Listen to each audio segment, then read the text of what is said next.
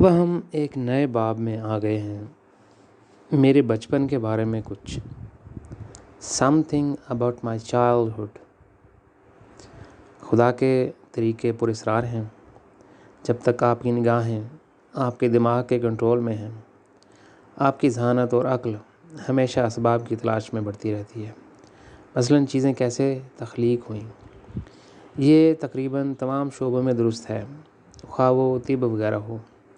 ایک بار جب آپ کی نگاہیں آپ کے آفاقی شعور سے جڑ جاتی ہیں تو یہ تاثیر پیدا ہوتی ہے کہ جو آپ کے شعور کو ظاہری اور روحانی کائنات میں وسعت دینے کی اجازت دیتی ہے۔ ایسا لگتا ہے جیسے ایک کرسٹل نیلا بادل پورے آسمان پر پھیل گیا ہے۔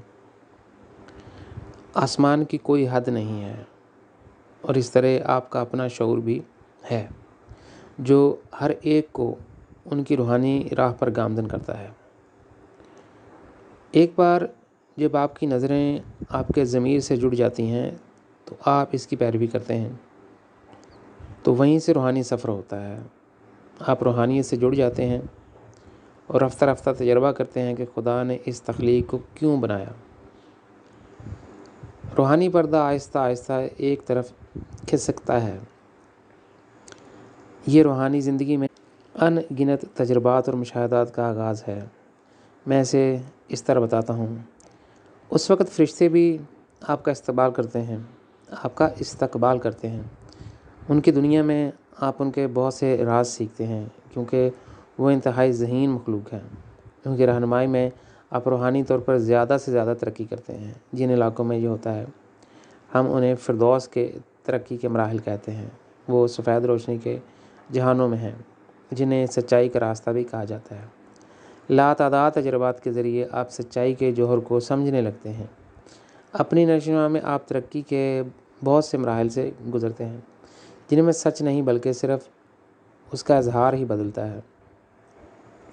اور اس طرح یہ تعجب کی بات نہیں ہے کہ فردوس میں ترقی کے مراحل کو ترقی اور تکمیل کے مراحل میں تقسیم کیا گیا ہے، جو ان گنت جہانوں پر مشتمل ہیں۔ میں پہلے ہی دوسرے ابواب میں تفصیل سے بتا چکا ہوں کہ فردوس کی تکمیل کے مراحل میں ایک شخص کو فرشتوں کی دنیا میں روحانی پہچان کا تجربہ ہوتا ہے۔ کم و بیش تمام فردوس کے دائرے فرشتوں کے ماتحت ہیں۔ اگر آپ اپنی آنکھوں کو اپنے دل سے جوڑنے میں کامیاب ہو جائیں تو آپ کو احساس ہوگا کہ زندگی کی ابتدا محبت سے ہوئی ہے۔ محبت بذات خود ہمارے خالق کے وجود کی مرہون منت ہے۔ ہمارے آسمانی والدین میں آپ کا کبھی نہ ختم ہونے والا غیر اختتام پذیر ماخذ ہے۔ اگر کوئی خالق نہ ہوتا، محبت اسے زمینی کہاوت کے ساتھ بیان کرنے کے لیے وہ کبھی دن کی روشنی نہ دیکھ پاتی۔ خدا کی محبت نے ہمارے خالق کو سب سے پہلے ایک ظاہری اور روحانی تخلیق کا تصور تخلیق کرنے اور اسے حقیقی بنانے کی تحریک دی۔ اگرچہ محبت تخلیق کے عمل میں محرک قوت تھی، یہ خدا کے ذریعے پیدا ہوئی تھی۔ خدا موضوع ہے یعنی سبجیکٹ ہے، اور محبت اس کا مقصد یعنی آبجیکٹ۔ اگر ہم ارتقاء کو مزید دیکھیں تو محبت موضوع یعنی سبجیکٹ ہے اور زندگی اس کا مقصد یعنی آبجیکٹ ہے۔ میں نے اپنے لیکچرز میں ہمیشہ اس بات پر زور دیا ہے کہ خدا محبت ہے اور محبت خدا ہے بالکل غلط ہے۔ جہاں محبت صوفیانہ ہو جاتی ہے وہاں خدا کے قدموں کے نشانات شروع ہو جاتے ہیں۔ ایک بار جب ہم اپنے تصوف میں خدا کے قدموں کے نشانات میں پہنچ جاتے ہیں تو تمام مخلوقات کے خالق کے ساتھ ہمارا سفر شروع ہوتا ہے۔ میں بار بار اس بات پر زور دیتا ہوں کہ میں خوش قسمت ہوں کہ میں تصوف میں پیدا ہوا۔ صوفی سکھاتے ہیں کہ آفاقی سچائی کو کوئی اپنا نہیں سکتا۔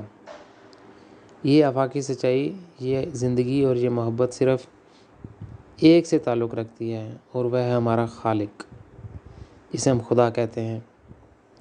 میں تصوف میں پیدا ہوا۔ مجھے بہت جلد پتہ چلا کہ زندگی ایک پل کی مانند ہے جو دو اطراف کو ملاتی ہے۔ یہ زندگی خدا کے ساتھ ہماری منفرد قدر اور اس کے ساتھ ہمارے ابدی تعلق اور تقدیر کو تلاش کرنے کا سفر ہے۔ صوفیاء کے لیے روشن خیالی کے حصول کے لیے ان کے روحانی سفر کو تلاش کرنے کا بنیادی محرک یہی ہے۔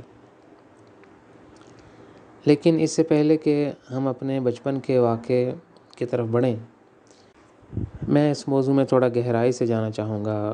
خدا کی ابتدائی مسکراہٹ خوشگوار ہنسی میں بدل گئی جب وہ آخرکار تخلیق کو وجود میں لایا۔ اس چیز نے خدا کو اپنی تخلیق میں خوشی لا کر بہت محظوظ کیا، اور اسی وجہ سے یہ اس کی محبت میں رنگ گیا۔ یہی وجہ ہے کہ تخلیق کے ظاہری اور باطن میں محبت کے رنگ بکھر جاتے ہیں۔ یہ خواب گہرے اندھیرے کے زمانے میں تخلیق کیا گیا اور ایک رنگین حقیقت میں بدل گیا، کیونکہ محبت نے خدا کو تخلیق کو وجود میں آنے کی تحریک دی۔ اگر خدا نہ ہوتا تو محبت میں کوئی گیت مکمل نہ ہوتا۔ خدا کی محبت نے دل کے جذبات کو اس تخلیق میں راگ، گیت اور اظہار محبت کو مکمل کرنے کا موقع دیا۔ جب کوئی روحانی طور پر کھلتا ہے تو یہ اس کے ارد گرد کی چیزوں کے بارے میں اس کا تصور بدل دیتا ہے۔ وہ فطرت کو دیکھتا ہے اور گہرا سانس لیتا ہے، چاہے وہ کسی بھی سمت دیکھے، چاہے وہ نیلے آسمان، پہاڑ، وادیاں اور جنگلات ہوں۔ ہاں، جب یہ شخص پھولوں کی رنگین سحر کی تعریف کرتا ہے تب بھی اپنے خالق کو یاد کرتا ہے، ہر خوبصورت نظارے پر، اور اس طرح جادوئی طور پر خدا کی طرف کھنچا ہوا محسوس ہوتا ہے۔ اس وقت میرا اپنا روحانی سفر بہت واضح تھا۔ خدا کی شناخت میرے لیے اسلام کی میراث تھی، کیونکہ یہ مذہب اس بات کی تائید کرتا ہے کہ خالق صرف ایک ہے۔ اب آتے ہیں بچپن کی یادوں کی طرف۔ بچپن میں 5 سے 7 سال کی عمر تک میں اپنی کاغذی پتنگ کو ہوا میں اونچی اڑان دینا پسند کرتا تھا۔ کئی بار اس دوران میں نے اسے بارش میں بھی اڑایا کرتا تھا۔ ایسا کرنے کے لیے میں اونچے پہاڑوں یا چھتوں پر چڑھ گیا۔ میں یہ جاننا چاہتا تھا کہ ہوا اسے کس حد تک اوپر لے جا سکتی ہے۔ یہ حیرت انگیز تھا، کیونکہ جب بارش نے کاغذی پتنگ کو بھگو دیا تھا تب بھی یہ بلے کی ہوا کے ذریعے اڑتی تھی۔ میں نے آسمان کی طرف دیکھا تو بادل ایک طرف ہٹ گئے۔ اس کے پیچھے ایک رومانوی ماحول تھا۔ بارش نہیں بلکہ انتہائی شاندار دھوپ تھی۔ بادلوں نے بہت سے انسانوں اور فرشتوں کا نظارہ کیا۔ اس کے تجربے نے مجھے اس صبح اپنی پتنگ ہاتھ میں لے کر باہر جانے پر مجبور کیا۔ ہوا نے اسے ہوا میں اڑا دیا۔ مجھے زیادہ سے زیادہ ڈور کو راستہ دینا پڑا، کیونکہ مجھے ایسا لگتا تھا کہ میری پتنگ پہلے ہی 1 یا 2 کلومیٹر دور ہے۔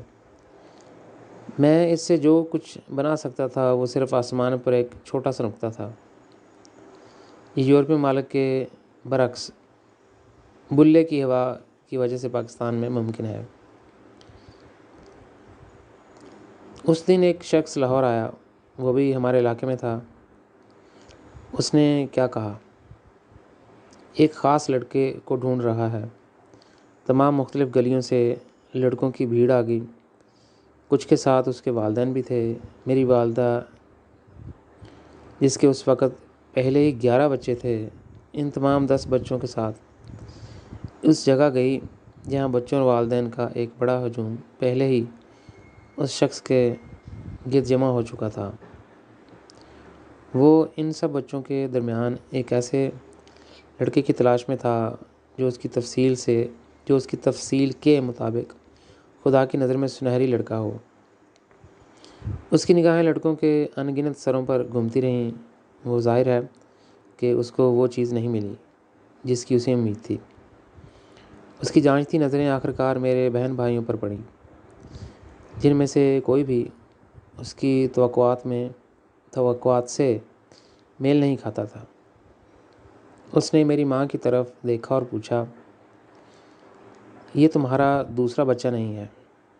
میری ماں نے جواب دیا، ہاں، میرا ایک اور بیٹا ہے۔ لیکن وہ اس وقت یہاں نہیں ہے، کیونکہ بارش ہونے کے باوجود وہ اپنی پتنگ کہیں اڑا رہا ہے۔ اگر میں اس سے پوچھوں تو بھی وہ میری بات نہیں مانے گا اور یقینی طور پر یہاں میرے پاس نہیں آئے گا۔ اس شخص نے اسے جواب دیا، اے عورت، گھر واپس جا اور اپنے بیٹے کو بتا کہ خدا نے کسی خاص کو بھیجا ہے اور وہ اسے دیکھنا چاہتا ہے۔ میری ماں نے ویسا ہی کیا جیسا اسے بتایا گیا تھا۔ جب وہ گھر پہنچی تو ہلکی بارش کے باوجود اس نے مجھے ہمارے گھر کی چھت پر دیکھا، جہاں میں اپنی پتنگ کو تیز ہوا میں اپنے کرتب دکھاتے ہوئے دیکھ کر مسحور ہو گیا۔ اس نے مجھے اپنے پاس بلایا، لیکن جب میں نے اپنی پتنگ چھوڑنے کے لیے کوئی حرکت نہیں کی تو وہ نیچے سے مجھ پر زور سے بولی، ہمارے علاقے میں ایک شخص آیا ہے جو خود کو خدا کی طرف سے بھیجا ہوا کہتا ہے۔ وہ کسی خاص لڑکے کی تلاش میں ہے۔ اگرچہ اس نے تمام بچوں کو دیکھا لیکن اسے صحیح لڑکا نہیں مل سکا۔ وہ تمام بھائیوں اور بہنوں کو بھی پسند نہیں کرتا تھا۔ حیرت کی بات ہے کہ اس نے مجھ سے پوچھا کہ کیا میرے کوئی اور بچے ہیں؟ جب میں نے اسے تمہارے بارے میں بتایا تو اس نے مجھ سے کہا کہ میں تمہیں اس کے پاس لے جاؤں۔ میں نے اس کی باتیں سنی لیکن میں نے اس پر ایک نظر بھی نہیں ڈالی۔ میری پتنگ ہوا میں اتنی بلندی پر چکر لگا رہی تھی کہ میرے ہاتھ میں ڈور چبھنے لگی۔ بارش میں ڈھکے ہوئے بادلوں کی بجائے میں نے اس کے پیچھے روشنی سے بھرا ہوا ایک چمکتا ہوا آسمان دیکھا جس میں بہت سے انسان جھوم رہے تھے۔ بار بار فرشتے میری پتنگ کے قریب آتے تھے، وہ اس سے کھیلتے دکھائی دیتے تھے اور اس کے گرد ہی دائرہ بنا رہے تھے جیسا کہ وہ کر رہا تھا۔ مجھے ایسا لگ رہا تھا جیسے وہ اس سے کبھی نہیں تھکیں گے۔ در حقیقت جیسے کبھی بھی اس سے دل نہیں بھرے گا۔ وہ منظر جس نے خود کو ہوا میں میرے سامنے پیش کیا وہ ایک پرفتن منظر تھا، یہاں تک کہ کسی خوبصورت دنیا کی طرح، تقریباً کسی پریوں کی کہانی کی طرح۔ متوجہ ہو کر میری آنکھوں نے اوپر کی طرف دیکھا تو اس سے نظریں ہٹانے میں ناکام رہا۔ ناراض ہو کر میری ماں واپس گئی اور اس شخص سے کہا، بدقسمتی سے میں اپنے بیٹے کو اپنے ساتھ نہیں لے سکی۔ اس کی پتنگ اس وقت آسمان میں پہلے سے زیادہ اونچی اڑ رہی ہے۔ جب بھی وہ اس کی دیکھ بھال کرتا ہے وہ کہتا ہے کہ وہ فرشتوں اور دیگر مخلوقات کو دیکھتا ہے، مکمل طور پر غیر متوقع طور پر۔ اس نے پھر نامعلوم شخص کا جواب سنا، اگر وہ میرے پاس نہیں آنا چاہتا تو میں اس کے پاس جاؤں گا۔ اسی وقت وہ ہمارے گھر کے سامنے کھڑا تھا۔ میری نظریں اب بھی بادلوں میں ٹکی ہوئی تھیں اور میری ماں نے مجھے نیچے سے دوبارہ زور سے پکارا۔ میں نے ایک لمحے کے لیے اپنا سر سائڈ پر کیا اور اس شخص کو دیکھا جو اس کے پاس کھڑا تھا۔ اس کی آنکھیں گھوڑے کی طرح بڑی تھیں، کم از کم انسانوں کے معمول سے بہت بڑی تھیں۔ میں نے محسوس کیا نہ صرف اس کی آنکھوں سے بلکہ اس لیے کہ میں پہلے ہی روحانی طور پر کھلا ہوا تھا کہ میرے سامنے کوئی انسان کھڑا نہیں تھا۔ نیچے سے اس شخص نے مجھ سے کہا، میرے بچے، میں جانتا ہوں کہ تمہاری پتنگ آسمان پر اڑتی رہے گی۔ اگر تم چاہو تو میں تمہارے کسی دوست کو بلا کر اس وقت پتنگ پکڑ سکتا ہوں، لیکن مجھے تم سے بات کرنی ہے۔ ایک پڑوسی لڑکا میرے پاس آیا۔ میں نے اس کے ہاتھ میں اپنی ڈور دبا دی۔ میں نیچے اتر آیا۔ جب میں اس لمبے قد کے اجنبی کے سامنے کھڑا ہوا تو اس نے مجھے اوپر سے نیچے تک ایک طویل گہری نظر سے دیکھا۔ وہ کافی دیر تک گھورتا رہا، یہاں تک کہ اس نے میری ماں سے کہا، یہ وہی لڑکا ہے جس کی میں تلاش کر رہا تھا اور جو میری برکتیں لینے والا ہے۔ اس نے گھٹنے ٹیک کر میرے سر کو دونوں ہاتھوں سے ڈھانپ لیا اور اپنی پیشانی سے چھوا۔ کافی دیر کے بعد وہ اٹھا اور میری ماں سے مخاطب ہوا، اے عورت، جب اس دنیا میں گہرا اندھیرا چھا جائے اور زندہ رشتے میں خدا کو پانے کی امید بھی دم توڑ جائے تو اس لڑکے کی پیشانی سے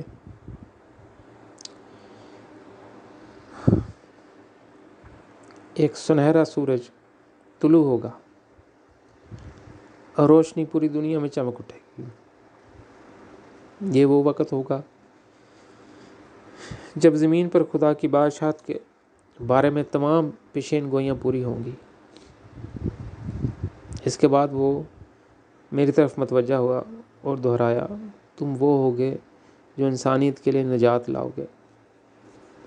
چونکہ خدا نے اس تخلیق کو جنم دیا، یہ پیشین گوئی پہلے سے ہی قائم ہے، لیکن تم وہ ہو جس پر خدا اپنے آپ کو ظاہر کرتا ہے اور جس کے سامنے ہمارا خالق اپنا دل کھول دے گا، اور یہ مستقبل قریب میں ہوگا۔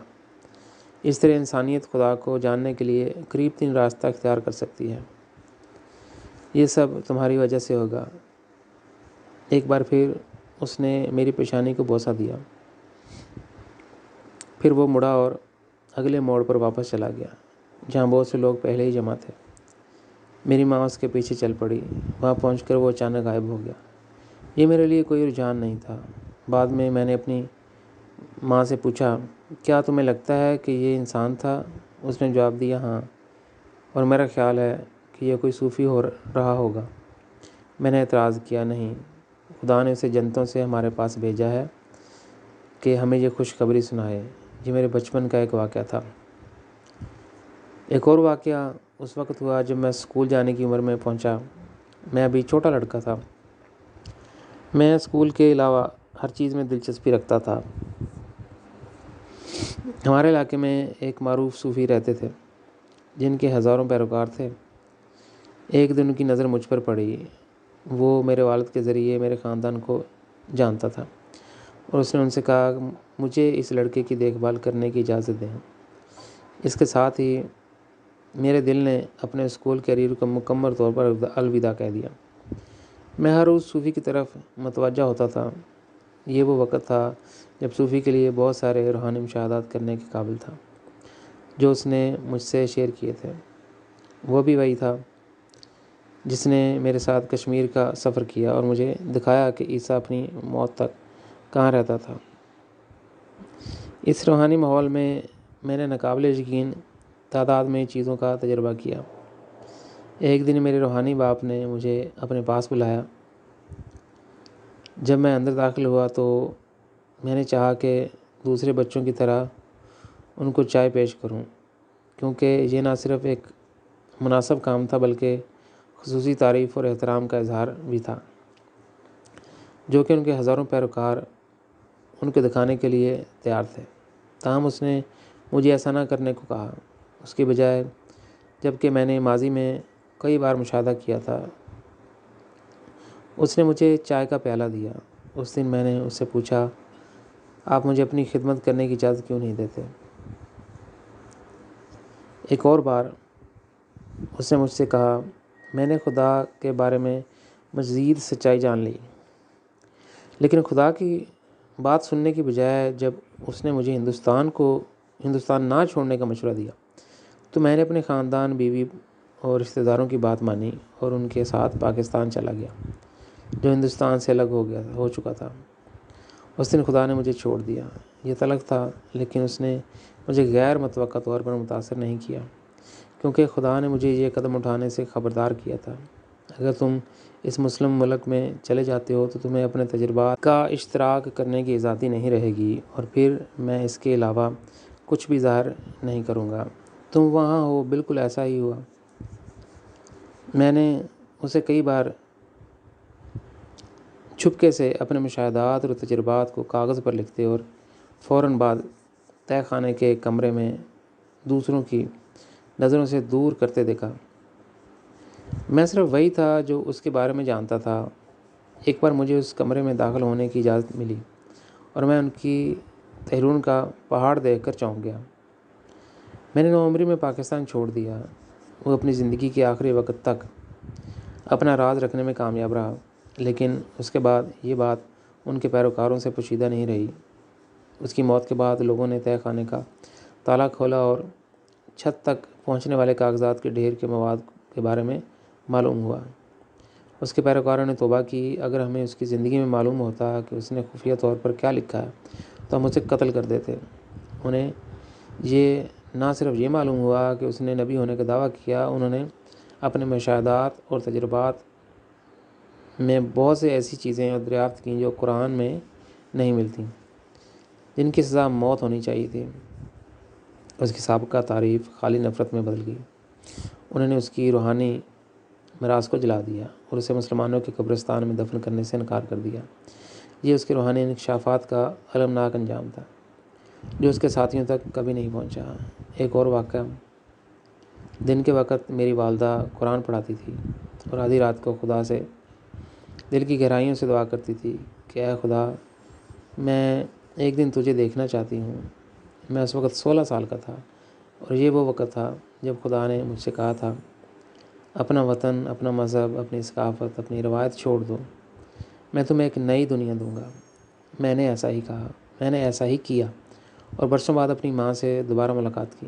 برسوں کے بعد، ساتھ بوڑھی اور سرمئی ہو جانے کے بعد، اس نے مجھ سے کہا، تمہارا دعویٰ ہے کہ خدا نے تمہیں منتخب کیا اور یہاں تک کہ خدا تم سے ملا۔ میں نے اپنی ساری زندگی خدا سے ملنے کی آرزو کی ہے۔ ہماری پہلی ملاقات کے بعد میں نے پاکستان میں ایک بڑا گھر خریدا جہاں میں اپنے لیکچر دیتا ہوں۔ سیمینار کے اوقات میں اتنے لوگ وہاں جمع ہو جاتے تھے کہ اسے لیکچر ہال میں بھی جگہ نہیں ملتی تھی۔ وہ خوش قسمت تھی کہ اس کے پیچھے دروازے بند ہونے سے پہلے اندر آنے والی آخری خاتون تھی۔ چونکہ وہ داخل ہونے والی آخری تھی، اس لیے میری تقریر کے بعد دروازے کھولنے والی بھی وہ پہلی تھی۔ اس نے بعد میں مجھے بتایا کہ جب اس نے سب سے پہلے باہر قدم رکھا تو اس نے کیا دیکھا۔ میری آنکھیں میرے سامنے آسمان میں نیلی روشنی کے ایک بڑے بادل کو اڑتے دیکھ کر دنگ رہ گئیں۔ جیسا کہ یہ اوپر گیا، میں نے اس کے دائرے کے اندر ایک وجود کو دیکھا۔ میرے جسم کا ہر خلیہ، واقعی میری پوری روح کانپنے لگی۔ میرے اندر کی ہر چیز نے پکارا، یہ خدا ہے، یہ خدا ہے، یہ خدا ہے۔ زاہد، یہ ہمارا آسمانی والدین تھا جو تمہاری تقریر بھی سن رہا تھا۔ میری ماں مجھ سے بہت پیار کرتی تھی۔ جب میں برسوں بعد گھر واپس آیا تو پہلے سے لوگوں نے مجھے بتایا کہ میری ماں اکثر میرے بارے میں بتاتی تھی۔ اداسی کے لمس کے ساتھ وہ کہتی تھی کہ اگرچہ میرے بہت سے بچے ہیں، میں نے زاہد میں اپنا دل کھو دیا۔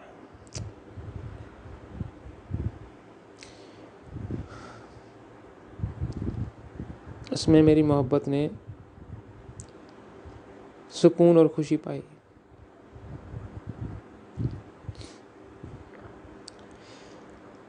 یہ 1984 کے آس پاس کی بات ہے۔ اس وقت میری کوئی کتاب شائع نہیں ہوئی تھی جب میں اس کے ساتھ تھا۔ جب میں لیٹا تھا تو اسے خاص طور پر میرے پیروں کی مالش کرنا بہت اچھا لگتا تھا۔ میں اسے بتاتا رہا کہ اسے ایسا نہیں کرنا ہے، اور پھر بھی اس نے زور دیا اور سر کے پاؤں تک میری مالش کی۔ تھوڑی دیر کے بعد جب وہ میرے ہاتھوں پر پہنچی تو تھک چکی تھی۔ پاکستان میں ہمارے پاس یورپ کی طرح بستر نہیں ہیں۔ زیادہ تر وہ سادہ لکڑی کے فریم ہیں۔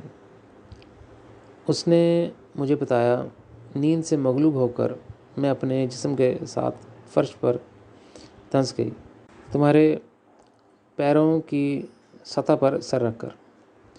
لاشعوری طور پر نیند میں نے اپنے پاؤں تمہارے سر کی سمت پھیلائے۔ اچانک ایک پرتشدد جھٹکے نے مجھے نیند سے باہر نکال دیا۔ میں نے ڈرتے ڈرتے اپنی آنکھیں کھولیں اور اپنے سامنے ایک فرشتے کو دیکھا جو مجھے چیخ رہا تھا کہ عورت، کیا تم نہیں جانتی کہ جدھر خدا کی کتاب ہے ادھر تمہارے پاؤں ہیں؟ میں نے تمہارے بستر کی طرف دیکھا، لیکن تمہارا جسم غائب تھا۔ جس جگہ تمہارا سر پڑا تھا وہاں سنہری حروف سے مزین ایک سرخ کتاب پڑی تھی۔ اس سے سنہری اور نیلی روشنی چمک رہی تھی جو آگ کے شعلوں کی طرح آسمان کی طرف بلند ہو رہی تھی۔ میں نے 10 سے 12 سیکنڈز تک سب کچھ کانپتا ہوا دیکھا۔ فرشتے نے مجھے حکم دیا، عورت گھٹنے ٹیک دو، جھک جاؤ اور اپنی پیشانی سے زمین کو چھو۔ میں گھٹنوں کے بل بیٹھ گئی، اور جس وقت میں روشنی سے بھری ہوئی کتاب کے سامنے اپنا سر جھکانے ہی والی تھی کہ وہ بینائی غائب ہوگی، اور میں نے تمہارے سر کو جھکا دیا، جو کہ اچانک تھا۔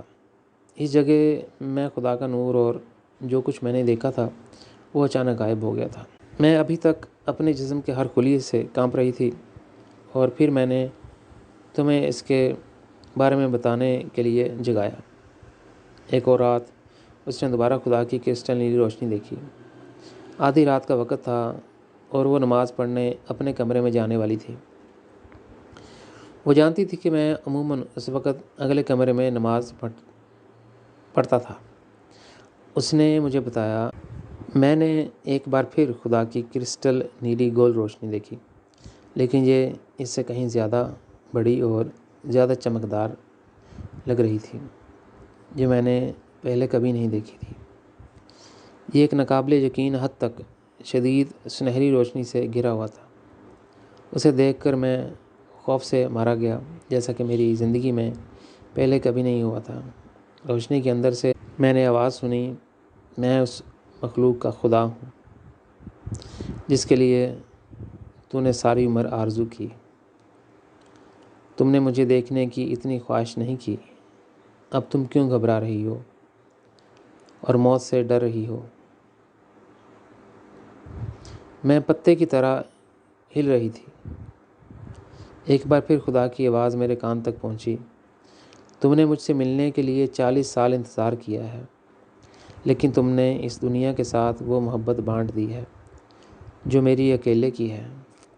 تم نے اپنے بچوں کو ایک حصہ دیا جن سے تم مجھ سے زیادہ پیار کرتی ہو۔ تم اپنے گھر والوں، جاننے والوں، رشتہ داروں اور ان تمام دنیاوی معاملات میں بہت مصروف ہو۔ اس دنیاوی چکر میں تم نے مجھے بھلا دیا۔ 40 سال سے تم نے ان دنیاوی فکروں کو اپنے اوپر حاوی ہونے دیا، اس لیے تم مجھ سے ڈرتی ہو۔ اپنی نظریں دائیں طرف پھیرو۔ میں نے وہی کیا جو خدا نے مجھ سے کرنے کو کہا تھا۔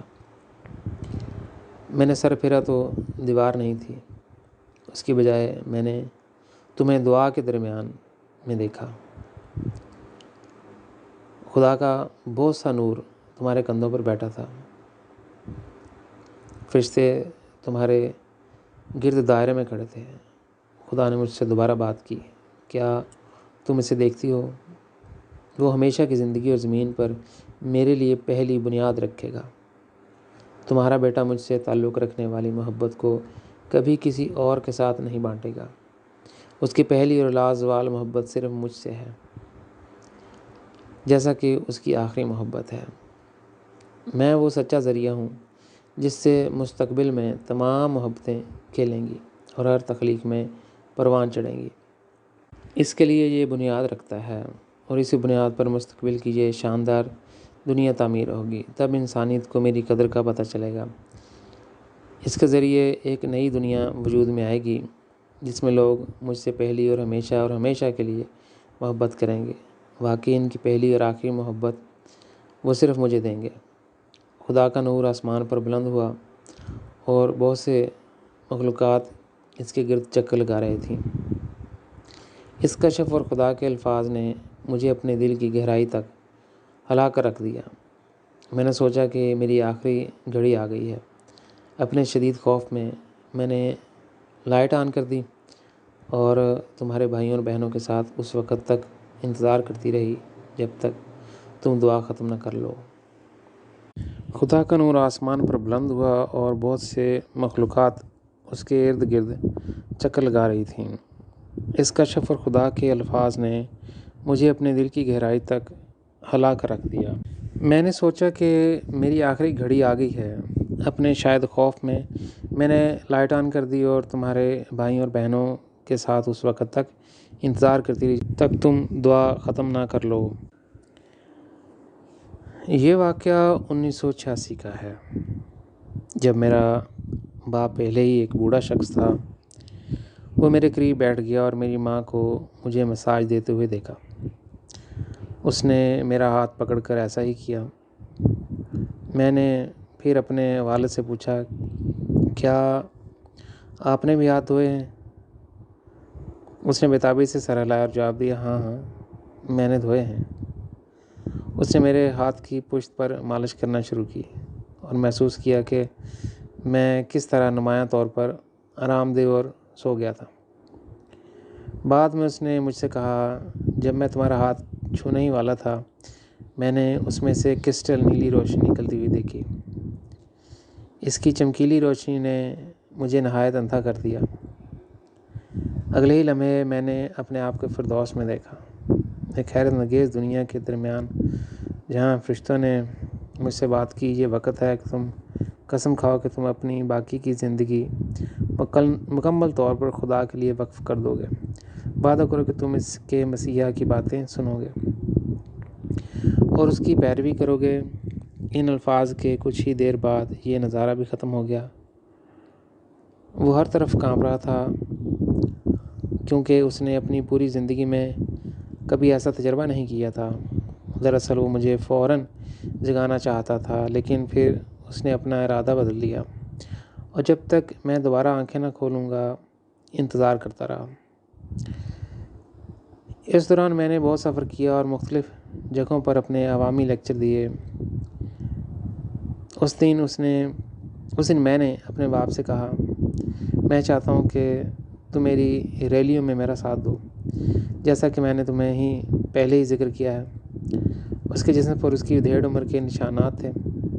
وہ بالکل میرے سامنے کھڑا تھا اور میں نے اس کی گہری بھوری آنکھوں میں اس کے دل کی تہہ تک دیکھا اور اسے مجھ سے یہ کہتے ہوئے سنا، میرے بیٹے، جب بھی تم یہاں یا کسی اور شہر میں جلسہ کرتے ہو میں فجر سے پہلے اٹھ جاتا ہوں، بس اسٹاپ پر سب سے پہلے ہونے کے لیے، تاکہ میں سیٹ حاصل کر سکوں اور جب تم لوگوں سے خدا کے بارے میں بات کرو تو دیر سے نہ پہنچوں۔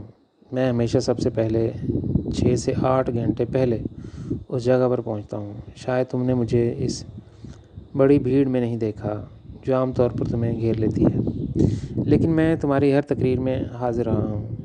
اگر تم چاہو تو میں ہر لفظ کو ٹھیک ٹھیک دہرا سکتا ہوں۔ ان جملوں کے بعد میں نے اس کی آنکھوں میں 2 آنسو دیکھے۔ اس کے الفاظ سے میری آنکھوں میں بھی آنسو آ گئے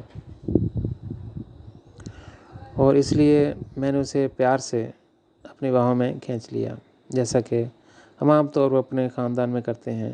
اپنے مضبوط بازوؤں میں نے محسوس کیا کہ اس کا پتلا جسم اس کے آنسوؤں کے بوجھ تلے کانپ رہا ہے۔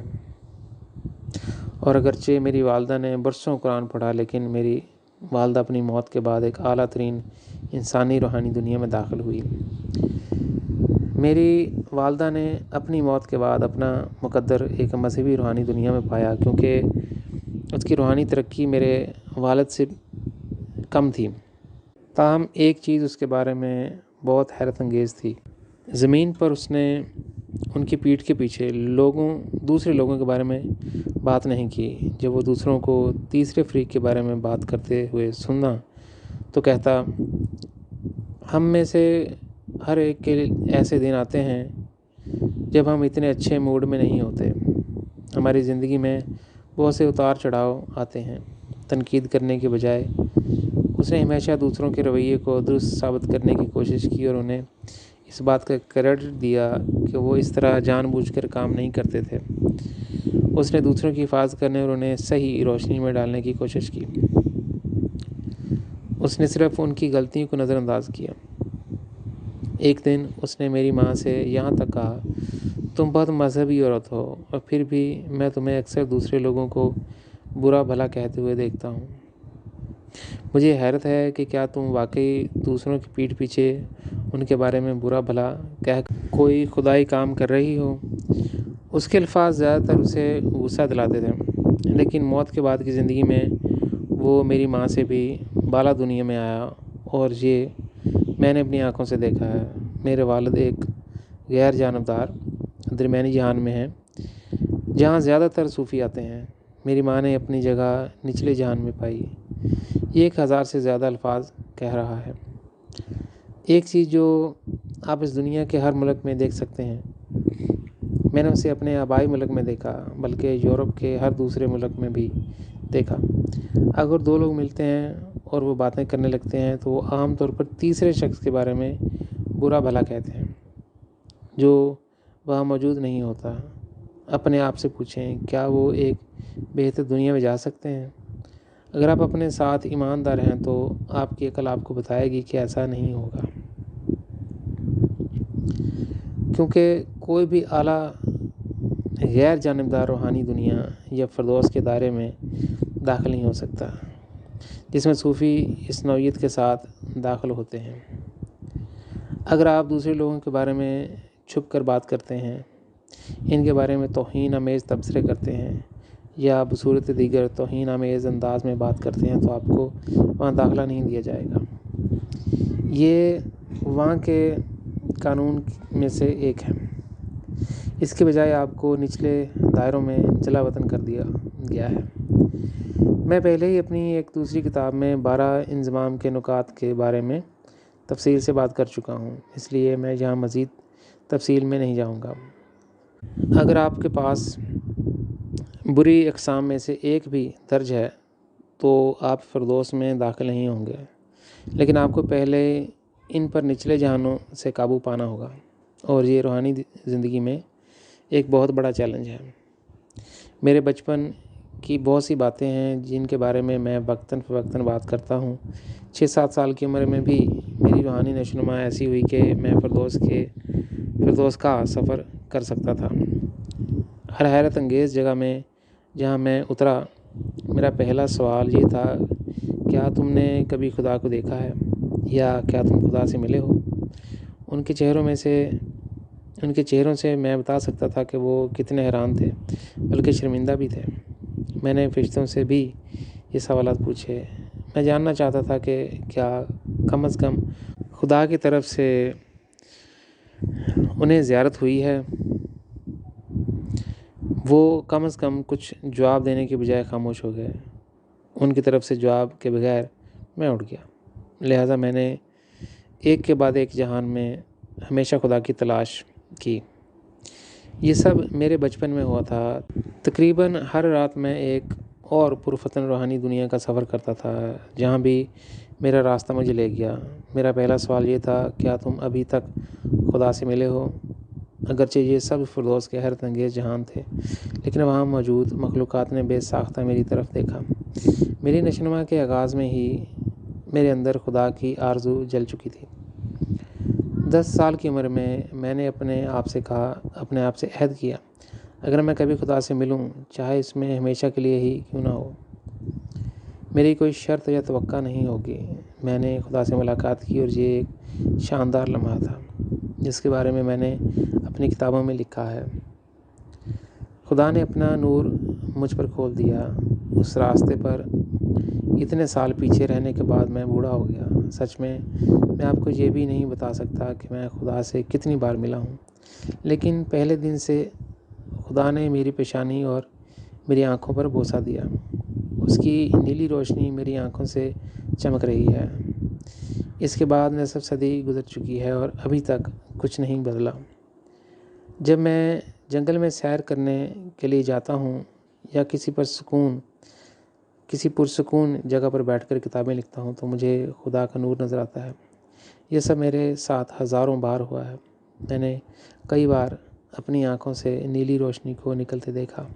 اپنی دہائیوں کے بعد میں آج ایک بوڑھے شخص کی طرح محسوس کر رہا ہوں، اور پھر بھی خدا میرے پاس اسی طرح پیار کرتا ہے جیسا کہ وہ شروع میں تھا۔ پوچھتا ہے کہ کیا وہ میرے پاس لیٹ سکتا ہے۔ میرے ساتھ اب بھی ایسا ہونا حیرت انگیز ہے۔ مجھے بلند کرتا ہے اور میری عمر کے باوجود مجھے جوان رکھتا ہے۔ اپنی بے پناہ محبت میں میرے آسمانی والدین نے اپنے دل کی گہرائیوں سے مجھ سے بات کی، یہ تمہاری میراث ہے۔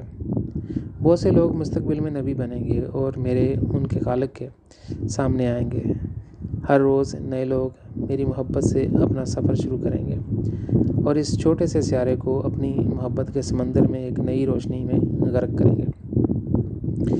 زمین ایک دن میرے پیاروں سے بھر جائے گی اور میرے عظیم بیٹے اور بیٹیوں میں سے ہر ایک نبی ہوگا۔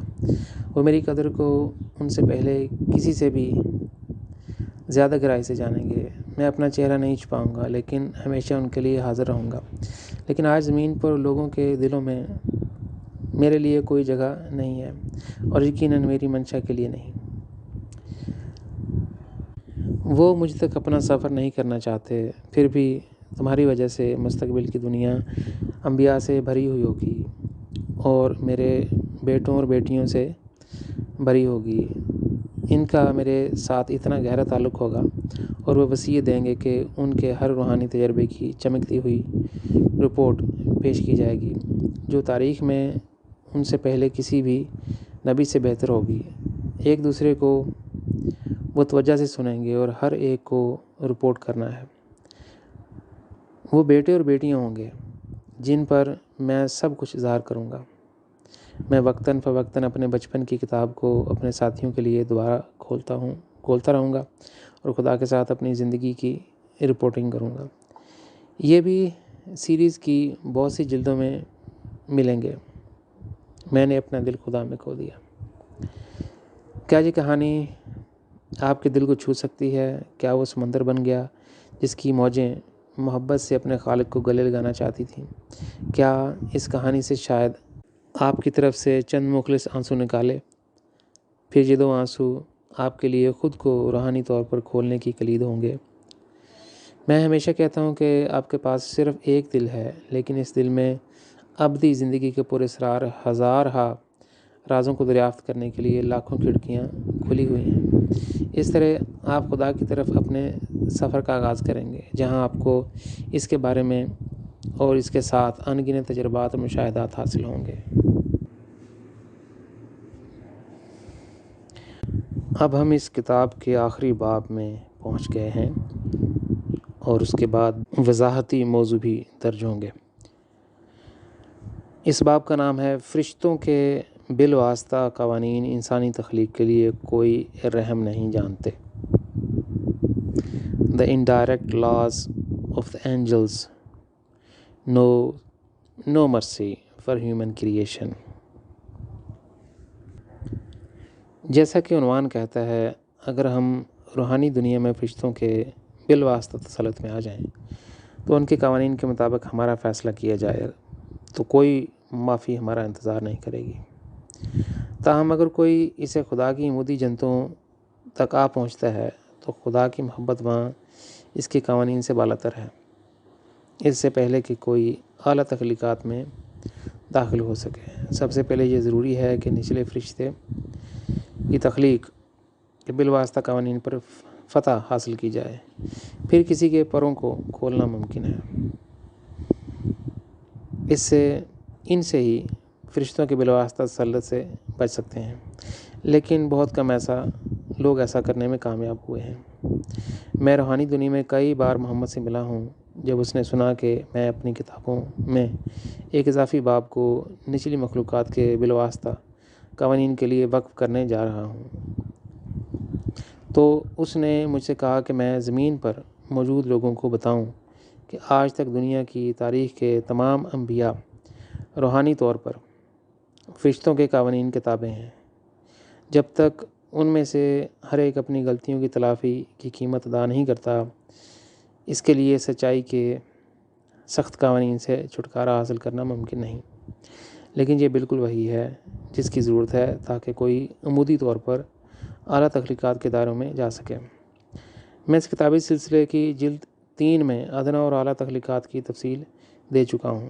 وہاں میں نے وضاحت کی کہ نچلی مخلوقات میں ظاہری تخلیق کی تمام زندگی شامل ہے، چاہے وہ کائنات یا کس سیارے پر ہو۔ روحانی دنیا میں ہر مخلوق اس کی ملکیت ہے، چاہے وہ فرشتے ہوں، جنات ہوں یا انسان، جو جہنم سے لے کر جنت کی فردوس کی تکمیل کے مراحل تک ان گنت جہانوں میں رہتے ہیں۔ نچلی تخلیقات میں چاہے ظاہری ہو یا روحانی، مادہ، توانائی، روشنی کی رفتار، وقت اور جگہ ناگزیر ہیں۔ تمام ادنیٰ تخلیق حق کے بالواسطہ قانون کے تابع ہے، سچائی کے بالواسطہ قانون کے تابع ہیں۔ لیکن اعلیٰ تخلیقات میں جو خدا کی براہ راست تسلط میں ہے، مادہ، توانائی، روشنی کی رفتار، وقت اور خلا کا کوئی کردار نہیں ہے۔ اسی طرح ہم کہتے ہیں کہ خدا زمان و مکان سے بالا تر ہے، جہاں تک وقت جاتا ہے، جب تک خلا موجود ہے۔ یہ ایک نچلی تخلیق ہے۔ محمد نے مجھے مشورہ دیا کہ پہلے اپنے خاندان، اپنے پیروکاروں، اپنے رشتہ داروں کے حالات کے بارے میں بات کروں کہ وہ روحانی زندگی میں بالواسطہ قوانین کے تحت اپنی زندگی کیسے گزارتے ہیں۔ اس کے بعد اس نے مجھے مشورہ دیا کہ میں اپنی زندگی کے دوران کیا ہوا اس کے بارے لکھوں جب خدا نے مجھے مسیحا بننے کے لیے بلایا اور اس نے نئی دنیا کی بنیاد رکھنا شروع کی۔ اس کے بعد لوگ مجھ سے سنیں کہ آج میرا خاندان، میرے رشتہ دار، میرے ارکان بالواسطہ روحانی قوانین کے زیر تسلط جہانوں میں کیا کر رہے ہیں یا کریں گے، کیونکہ یہ سب ایک دن وہاں پہنچ جائیں گے۔ تاہم میں نے تاریخ میں مزید 6000 سال پیچھے جانے کا فیصلہ کیا اور آدم کے زمانے سے آغاز کیا۔ اس حقیقت سے قطع نظر کہ انسانی تاریخ بہت زیادہ پیچھے چلی جاتی ہے۔ ہر 6000 سال بعد اب تک ایک نیا آدم نمودار ہوتا ہے، تاکہ حقیقی معنوں میں صرف ایک ہی نہیں، جیسا کہ مذاہب ہم ماننا چاہتے ہیں، بلکہ خربوں آدم پہلے ہی موجود ہیں۔ ان میں سے کسی نے ابھی خدا کی منشا پر پوری طرح عمل نہیں کیا۔ خاندان، رشتہ دار، معاشرہ اور جہاں تک کہ پوری قوموں نے اپنی تقدیر کو نچلی روحانی تخلیق میں پایا۔ اس طرح وہ سچائی کے بالواسطہ قوانین کے تسلط میں آ گئے، جن کی دیکھ بھال بالآخر فرشتوں کا کام ہے۔ جہنم اور درمیانی جہانوں جیسے نچلے جہانوں میں وہاں موجود مخلوقات کا فیصلہ دیگر نچلی مخلوقات سے کیا جاتا ہے، اور یہ بالکل وہی لوگ ہیں جو ان کی ترقی کو روکتے ہیں یا ان کے سفر کو اونچے درجے تک پہنچاتے ہیں۔ یہ اس لیے ہوا کہ انہوں نے خدا کی منشا پر عمل نہیں کیا اور زمین پر خدا کی بادشاہت قائم کرنے میں مدد نہیں کی۔ یہ ان کے لیے روحانی زندگی میں آج تک ان کے جہانوں میں ایک ناقابل تسخیر رکاوٹ بن گیا۔ اب میں اس موضوع کو متعارف کرانے کے لیے صحیح الفاظ تلاش کرنے کی کوشش کروں گا تاکہ میرے ابھی تک روحانی طور پر نابینا ساتھی اس دنیا کی ان وضاحتوں میں عمل کر سکیں جس کے بارے میں وہ نہیں جانتے اور نہ ہی اس کا تجربہ کیا ہے۔ میں خدا سے دعا کرتا ہوں کہ میں اس میں زیادہ سے زیادہ کامیاب ہوں۔ میں اپنی پوری کوشش کروں گا کہ سمندر جتنے بڑے موضوع کو شیشے میں نچوڑ سکوں۔ ہر کوئی جانتا ہے کہ مؤخر الذکر ناممکن ہے۔ میرا کام یہ ہے کہ روحانی قوانین سے متعلق اہم ترین باتوں کا خاکہ پیش کروں اور انہیں قابل فہم انداز میں بیان کروں تاکہ ہر ایک کو یہ احساس ہو کہ ہم کسی بھی حالت میں اعلیٰ مخلوقات تک نہیں پہنچ سکتے جب تک کہ ہمیں روحانی قوانین کے مطابق پرکھا جائے۔ نچلی تخلیقات جس نے بالواسطہ اور بلا واسطہ تسلط کو جنم دیا، یہ گروہ تخلیقات تھے کہ میں نے خدا سے منہ موڑ لیا۔ وہ اس کی ذمہ داری اٹھاتے ہیں۔ یہ انسانی تخلیق ہو سکتی ہے، بلکہ ہر دوسری تخلیق جو گر گئی ہے۔ اس کے نتیجے میں سب کا فیصلہ سچائی کے قوانین کے مطابق کیا جائے گا، یا تو فرشتے یا دیگر ادنیٰ مخلوقات۔ اگر کوئی ایک روحانی وجود کو نچلی مخلوق سے اعلیٰ مخلوق میں لے آئے جو کہ براہ راست خدا کے زیر تسلط ہے، تو اس تاریک روح کا وہاں خدا کی بارگاہ میں قیام کرنا ناممکن ہے۔ یہ اندھیرا ایک وائرس کی طرح ہے جو روشنی کو متاثر کرتا ہے۔ میں نہ صرف اس کی وضاحت کروں گا بلکہ یہ بھی بیان کروں گا کہ ان کے جہانوں میں نچلی مخلوقات میں کیا ہوتا ہے جو فرشتوں کے زیر انتظام ہیں۔ سب سے پہلے انبیاء پر غور کریں۔ ان کی روح میں بھی روشنی اور تاریکی ہے، اور اس لیے وہ اپنی موت کے بعد اپنی تقدیر نچلی روحانی تخلیق میں پاتے ہیں جہاں وہ سچائی کے قوانین کے تحت ہیں۔ انہیں سب سے پہلے معاوضے کی قیمت ادا کرنی ہوگی تاکہ ان میں موجودہ اندھیرے کو اپنی روح سے ختم کیا جا سکے تاکہ وہ ایک اعلیٰ جہان میں بلند ہو سکیں۔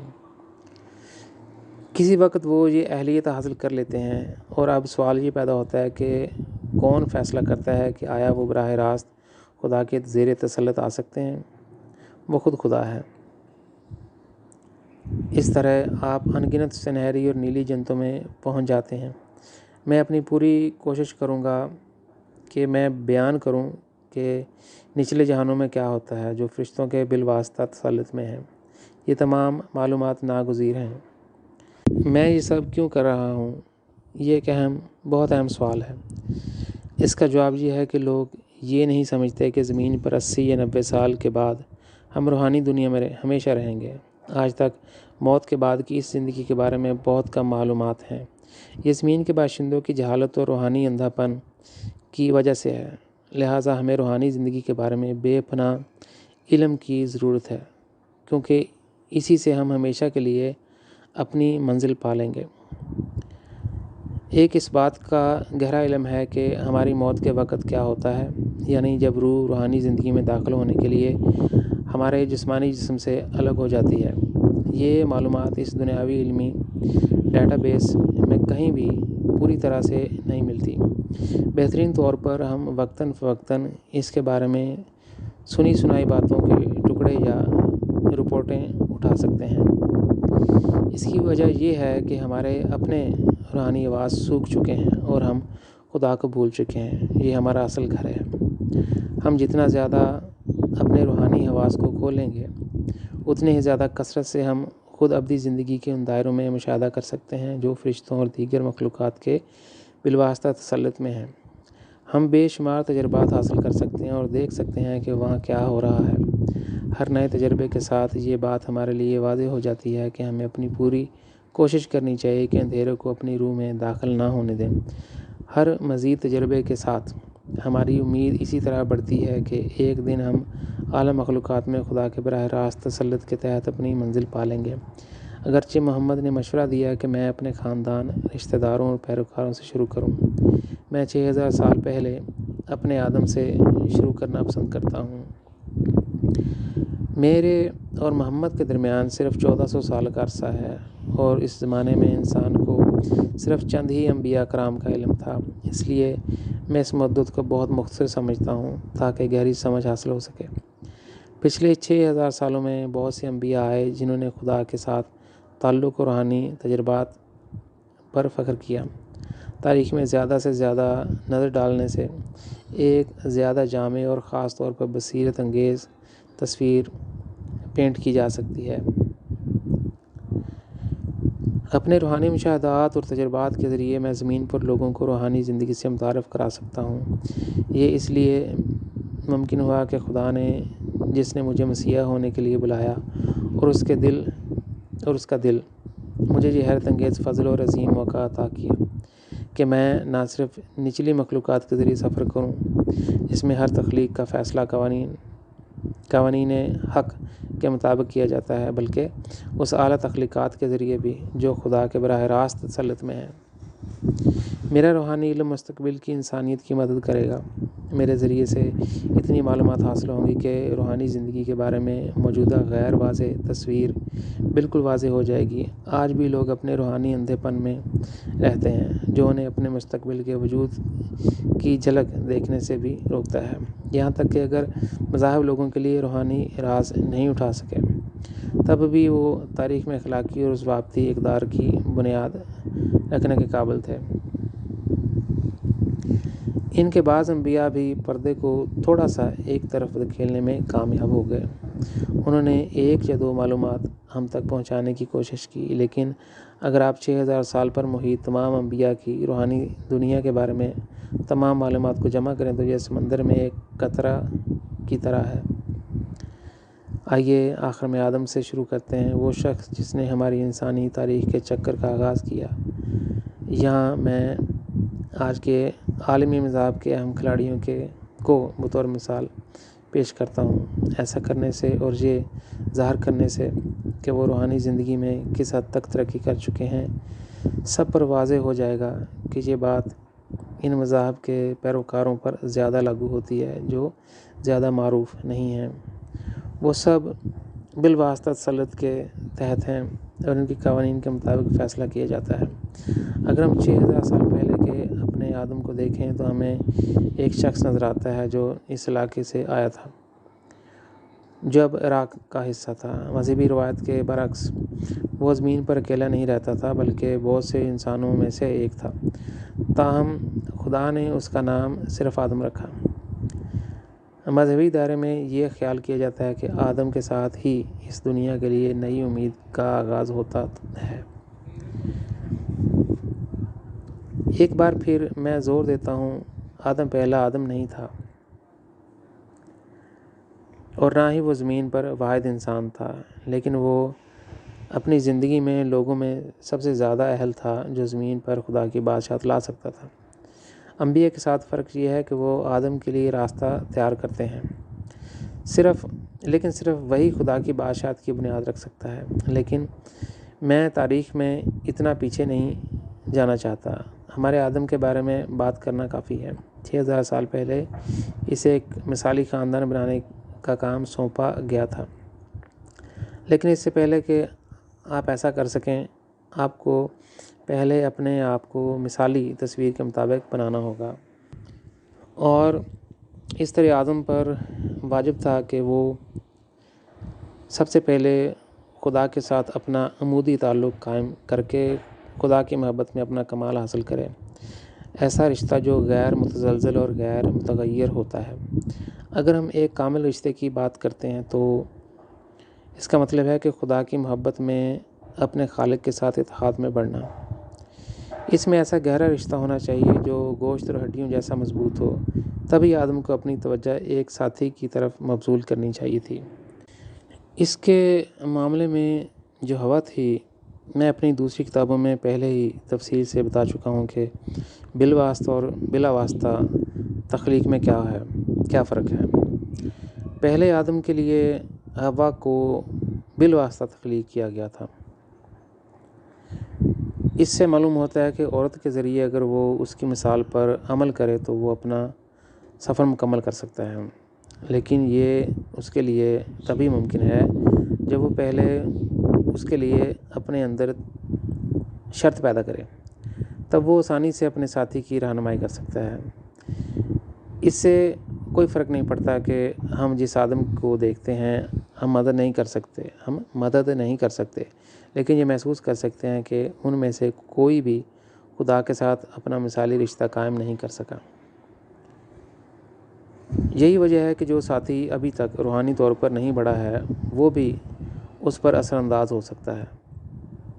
آدم اس مقام یا صورتحال میں تھا جس میں کہاوت ہے کہ کتے کو ابھی تک اپنا گھر نہیں ملا، یا دوسرے طریقے سے اس کا مالک۔ یہ صرف ایک بہتر تفہیم کے لیے ایک موازنہ ہے جسے یقیناً لفظی طور پر نہیں سمجھا جانا چاہیے۔ بس یہ کہنا ہے کہ آدم نہ تو خدا سے تعلق رکھتا تھا اور نہ ہی روحانی زندگی کی طرف متوجہ ہوا تھا، اور اسی لیے وہ ادنیٰ مخلوق میں گرا اور روحانی دنیا میں اعلیٰ مخلوقات میں داخل نہ ہو سکا۔ اب تک کے میرے مشاہدات مجھے سکھاتے ہیں کہ انسانی تاریخ کے کھربوں اور کھربوں سالوں میں ہر 6000 سال بعد ایک آدم کا انتخاب کیا گیا ہے۔ ان میں سے ہر ایک اپنی دنیاوی موت کے بعد نچلی روحانی تخلیقات کی دنیا میں گرا اور اختتام پذیر ہوا، اور سب اس لیے کہ ان کی خدا سے محبت میں کامل رشتہ نہیں تھا۔ انہوں نے خدا کے ساتھ اتحاد نہیں کیا، لہٰذا وہ بھی اپنے ساتھی پر مثبت اثر نہیں ڈال سکے۔ تو ان میں سے بہت سے اپنے ساتھیوں کی نچلی دنیا میں پڑ گئے۔ آخر میں یہ خواتین ہی تھیں جنہوں نے مردوں سے کہا، میرے ساتھ چلو، میں تمہیں اپنی دنیا سے متعارف کروانا چاہتی ہوں۔ اس دنیا میں کوئی خدا نہیں تھا، لیکن گیند رولنگ کس نے شروع کی؟ زوال کا ذمہ دار کون ہے؟ یہ آدم ہے۔ ان میں سے ہر ایک اپنے چکر میں اس کا ذمہ دار ہے۔ اگر آدم کا خدا کے ساتھ عمودی تعلق ہوتا، محبت میں کامل ہوتا، تو عورت اسے بھی اپنی طرف کھینچ نہیں پاتی۔ اس طرح وہ روحانی دنیا کی نچلی تخلیق میں گرنے سے بچ جاتا، جہاں وہ سچائی کے قوانین کے مطابق خدا کے بالواسطہ تسلط کے تحت پرکھے جاتے ہیں۔ مجھے امید ہے کہ یہ بات اب تک واضح ہو گئی ہے کہ ہمارا آدم 6000 سال پہلے اس سے پہلے ایک ناقابل فہم تعداد میں سے ایک تھا، کیونکہ جیسا کہ میں نے کہا تاریخ خربوں اور خربوں سال پیچھے جاتی ہے۔ پہلے آدم کے ظاہری جسم کی نشوونما دراصل پانی میں ایک خلیے سے شروع ہوئی۔ جب زندگی کے لیے عنصر میں نشوونما نہ پا سکی تو زمین پر ترقی جاری رہی، اور پھر فرشتے جنہیں ہم ایلین کہتے ہیں آئے اور اس مردہ مادے کو کرۂ ارض پر لے آئے، اور اس طرح زندگی مختلف ارتقائی عمل کے ذریعے پروان چڑھی۔ یہ اس وقت تک چلتا رہا جب تک کہ انسانی جسم کا آخر کار اس میں بڑھتی ہوئی روح کی ضروریات اور اپنے خالق کے خیالات کو پورا نہیں کر لیتا۔ تبھی روحانی مخلوقات اصل میں ظاہری جسم میں بھیجی گئیں۔ خدا نے آدم کو برکت دی اور کہا پھلدار ہو اور بڑھو اور زمین کو بھر دو اور اسے زیر کر دو۔ بائبل باب پیدائش نمبر 1 آیت 28۔ پھل ہونے سے مراد خدا کی فطرت کو اپنا لینا ہے۔ اس کے لیے ضرورت اس محرک کی ہے جس کے ساتھ کوئی ہمارے آسمانی باپ کی طرف سفر کا آغاز کرتا ہے، پھر انہی وجوہات سے اگتا ہے۔ پھل انہی وجوہات سے اگتا ہے جس سے زندگی پیدا ہوئی تھی، یعنی محبت کے جذبات سے، اور محبت کی اصل خدا میں ہے۔ دوسرے لفظوں میں محبت پیدا ہوئی، اور اگر آپ پوچھیں گے کہ کس کے ذریعے، تو جواب ہے خدا کے ذریعے۔ اس لیے محبت ہمارے خالق سے بالاتر نہیں ہو سکتی، کیونکہ اس کے سامنے کچھ بھی نہیں تھا، نہ زندگی اور نہ ہی اس کا کوئی تصور۔ بس یوں کہہ لیں کہ کچھ بھی نہیں، یہاں تک کہ جذبات بھی اسی وقت عمل میں آیا جب خدا نے اپنے تصور زندگی کو حقیقی بنایا۔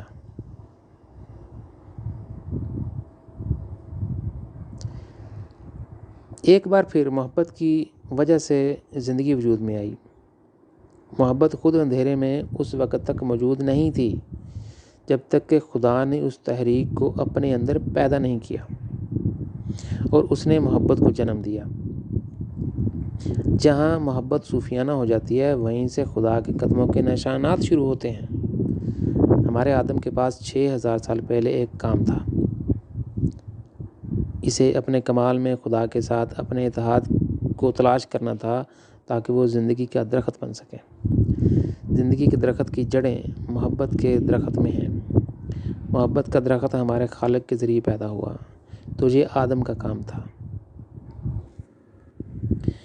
جب ہم آدم کے بارے میں مسیحا کے طور پر بات کرتے ہیں تو اس کا مطلب یہ ہے کہ وہ واقعی نجات دہندہ ہو سکتا تھا جس سے خدا کی دنیا کا آغاز ہوتا ہے۔ تو آئیے اپنے آپ سے پوچھیں کہ آدم خدا کے ساتھ اپنے زندہ کامل تعلق کو تلاش کرنے کے قابل تھا؟ کیا خدا نے اس سے اس کا سہرا دیا؟ کیا خدا نے خود گواہی دی کہ آدم نے اپنے خالق کے ساتھ کامل محبت کا رشتہ پا لیا تھا؟ 6000 سال پہلے ہمارے آدم نے یہ مقصد حاصل نہیں کیا، وہ گر گیا، اور خود ہی اس کی وجہ سے تھا کہ وہ اپنے ہی ساتھی کا شکار بن گیا تھا۔ در حقیقت وہ اس کے اثر و رسوخ کا شکار ہو گیا۔ اپنی بیوی کو خدا کی طرف لے جانے کی بجائے وہ اس کی گرتی ہوئی دنیا میں واپس چلا گیا، حالانکہ اس کا مقصد وہ راستہ تھا جس کے ذریعے عورت خدا کے ساتھ اپنا تعلق قائم کر سکتی تھی، لیکن وہ اس کی دنیا میں واپس آ گیا۔ وہاں خدا کی مثالی دنیا کا تصور بکھر گیا، اور پھر ہم پھل دیکھتے ہیں۔ قابیل اور حابیل۔ قائن شیطان کے زیر اثر، ابلیس کے زیر اثر زیادہ تھا، جس کا نام اس کے زوال سے پہلے ابلیس تھا۔ اس خاندان کا المناک انجام حابیل کے قتل پر منتج ہوا، جس کے بعد خدا نے انہیں چھوڑ دیا۔ آدم کے اور بچے بھی تھے، لیکن روحانی زندگی میں انہیں اس حوالے سے بھی تلخ سچائی کا سامنا کرنا پڑا، کیونکہ اب سب فرشتوں کے بالواسطہ تسلط کیے سچائی کے قوانین کے تحت نچلی مخلوق میں رہتے ہیں۔ خدا کا منصوبہ آدم کے خاندان کے ذریعے ایک نیا خاندان، ایک نیا معاشرہ اور آخر میں خدا کی سرپرستی میں ایک نئی دنیا قائم کرنا تھا، لیکن ایسا نہ ہو سکا۔ آدم اور حوا اب قوانین کے نتائج کے تحت رہتے ہیں۔ وہ روحانی دنیا میں نچلی تخلیق کے جہانوں کے درمیان آگے پیچھے جاتے ہیں، اور وہ ایسا کرتے ہیں جب تک کہ وہ معاوضے کی پوری قیمت ادا نہ کریں، کیونکہ انہوں نے برائی کو بڑھا دیا ہے۔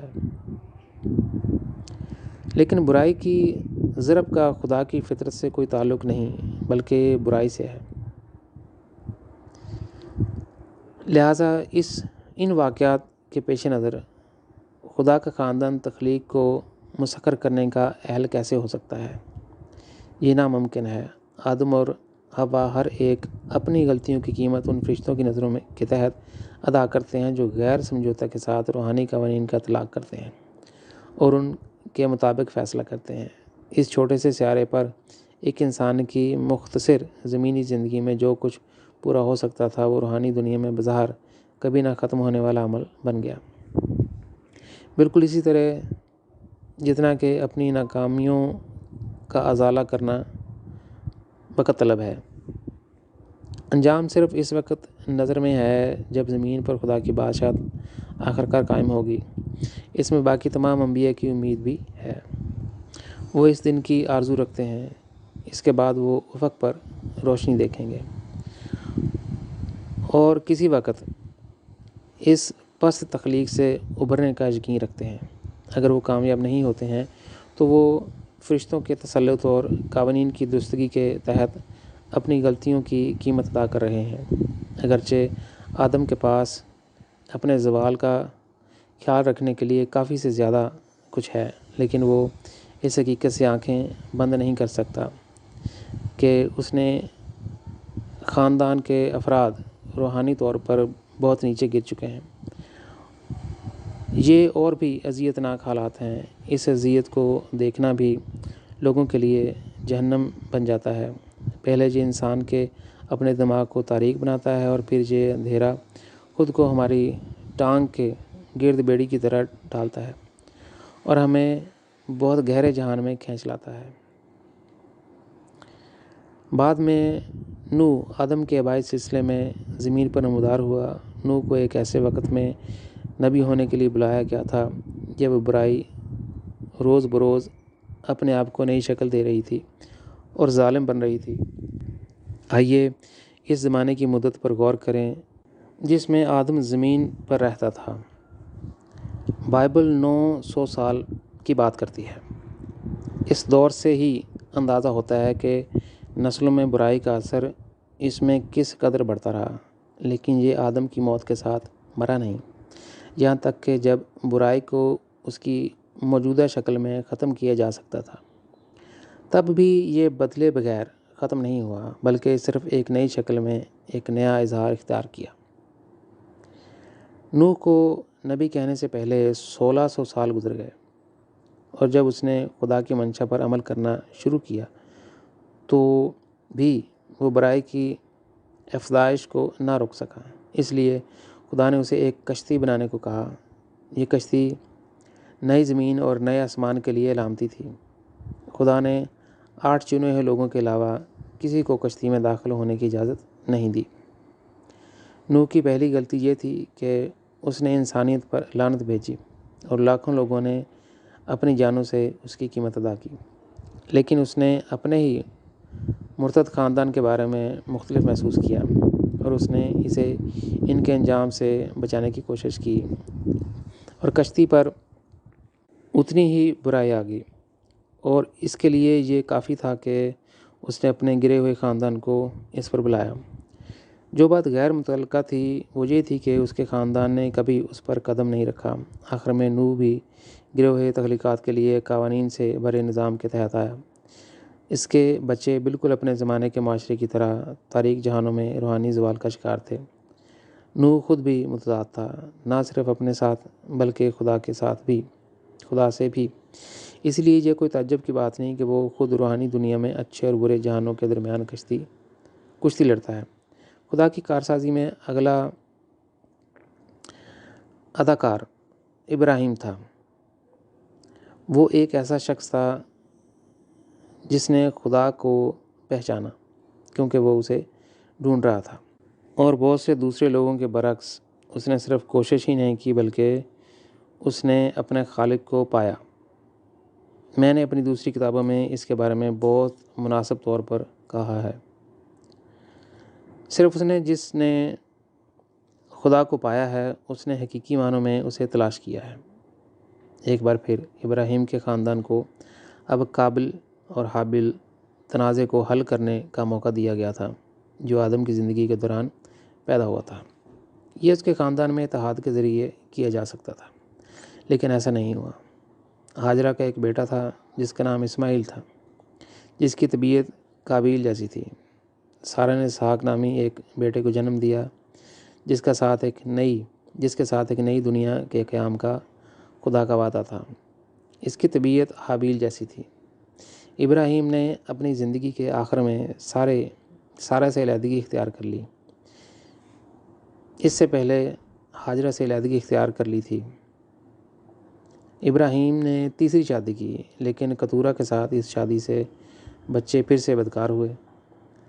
نتیجتاً خدا کی عطا مزید ترقی نہ کر سکی۔ اس کے بجائے قابیل حابیل تنازع جاری رہا۔ پھر ابراہیم کے بعد ایک وقت آیا جب تاریخ نے اپنے آپ کو اسحاق کے ساتھ دہرایا، جس نے قیمت ادا کی۔ اسماعیل نے بھی اس کی قیمت ادا کی کیونکہ وہ بھی روحانی دنیا میں فرشتوں اور ان کے قوانین کے بالواسطہ تسلط میں آیا تھا۔ اس کے گھر والوں اور رشتہ داروں کے ساتھ سب کے ساتھ ایسا ہی ہوا۔ یعقوب کے ساتھ قائن ایبل کا تنازع بالکل اسی طرح شدید تھا۔ اس کے بیٹے یوسف نے بہت زیادہ قیمتیں ادا کیں اور 73 افراد پر مشتمل معاشرہ بنانا شروع کیا۔ جب وہ مصر آئے تو فرعون کے قریبی پڑوس میں آباد ہو گئے۔ بعد میں انہیں وہاں غلام بنا لیا گیا، اور یہ پہلے ہی اس بات کا اشارہ ہے کہ انسانیت دوبارہ روحانی دنیا میں فرشتوں کے بالواسطہ تسلط میں آ گئی۔ معاوضے کی قیمت اتنی جلدی ادا نہیں کی جا سکتی تھی کیونکہ نئی غلطیاں سرزد ہوئیں، جس کے نتیجے میں لعنت کی قیمت نکلی۔ آخرکار موسیٰ آیا۔ وہ اپنے ماتحت پوری قوم کو متحد کرنے میں کامیاب ہو گیا، لیکن ایک بار پھر خدا کی کارسازی اس کے ہاتھ سے نکل گئی۔ یہ اس کی اور منتخب لوگوں کی غلطیوں کی وجہ سے تھا۔ اس انسانی عہد نے بھی نچلے جہانوں میں اپنا مقدر پایا۔ وقت گزرتا گیا اور بہت سے انبیاء آئے اور ناکام ہوئے۔ ان میں کنگ ڈیوڈ اور بادشاہ سلیمان وغیرہ بھی تھے۔ اس دوران قابیل اور حابیل کا تنازع بھڑک اٹھا اور بے پناہ مصائب کا خون سرخ راستہ چھوڑ گیا۔ یہ سانحہ یسوع کے ذریعے ختم ہو سکتا تھا، بالکل اسی طرح جیسے قابیل حابیل کا تنازع۔ یسوع وہ تھا جس کے ظہور کے لیے پوری قوم بنی اسرائیل کے طور پر تیار کی گئی تھی۔ یہ کہنا ضروری ہے کہ تاریخ میں اس سے پہلے کسی نبی نے ان جیسی بنیاد نہیں رکھی۔ یسوع کے پاس خدا کی بادشاہت کی کنجی تھی کیونکہ یہ پہلے سے ہی پہنچ میں تھی، اور اس طرح اس نے خود کہا، توبہ کرو، خدا کی بادشاہت قریب ہے۔ متی 3:2۔ یہاں بھی قابیل حابیل تنازع شروع ہوا۔ عیسائی روایت کے مطابق جان دی بیپٹسٹ نے اپنا مشن پورا کیا۔ میں اس سے اتفاق نہیں کر سکتا کیونکہ یہ بالکل غلط ہے۔ یوحنا میں بپتسمہ دینے والے کو عیسیٰ اور بنی اسرائیل کے درمیان پل سمجھا جاتا تھا کیونکہ وہ ان کے درمیان ضروری وقار رکھتا تھا، کیونکہ وہ یہودی شریعت کے قوانین پر عمل کرتا تھا۔ یہودیوں کے لیے وہ مذہبی لحاظ سے ایک رول ماڈل تھا، یہاں تک کہ اس نے اس سے پوچھا کہ کیا وہ مسیحا ہے، جس کا اس نے انکار کیا۔ اگر یوحنا مسیح کی نئی تعلیم پر عمل کرتا تو وہ چنے ہوئے لوگوں اور یسوع کے درمیان جوڑنے والا ٹکڑا بن سکتا تھا، لیکن وہ خود بہت الجھن میں تھا کیونکہ اس کا روحانی نمونہ موسیٰ تھا۔ میری کتاب میں، جس کا نام ہے خدا ایک دکھائی دینے والا خدا ہے جو انسانیت پہ ایک مرئی خدا کے طور پہ ظاہر ہوتا ہے، میں نے بہت سی دوسری چیزوں کی وضاحت کی ہے۔ مذہبی تحریروں میں آپ جان کو بھی کسی نہ کسی موقع پر عیسیٰ کے بارے میں گواہی دیتے ہوئے پاتے ہیں۔ اس کے باوجود یوحنا یہودیت کی پرانی مذہبی تعلیمات اور اس کے قوانین کو چھوڑنا نہیں چاہتا تھا، بلکہ ان پر قائم رہا۔ شروع میں عیسیٰ نے کہا، میں تم سے کہتا ہوں کہ عورتوں سے پیدا ہونے والوں میں یوحنا سے بڑا کوئی نہیں ہے، پھر بھی جو خدا کی بادشاہت میں سب سے چھوٹا ہے وہ اس سے بڑا ہوگا۔ لوکا 28 آیت 7۔ آخر میں اس نے اس شخص کے بارے میں بات کی کہ وہ آخری میں سے آخری ہوگا۔ عیسیٰ ایسی بات کیسے کہہ سکتا تھا؟ یہ اس لیے ہوا کیونکہ یوحنا عیسیٰ کے خلاف ناگوار تھا اور اس کے ساتھ اتحاد کرنے سے انکار کرتا تھا۔ یوحنا اس لحاظ سے وہ شخص تھا جس نے عیسیٰ کی زندگی کے دوران خدا کی بادشاہت کے لیے خدا کی کارسازی کو منسوخ کر دیا۔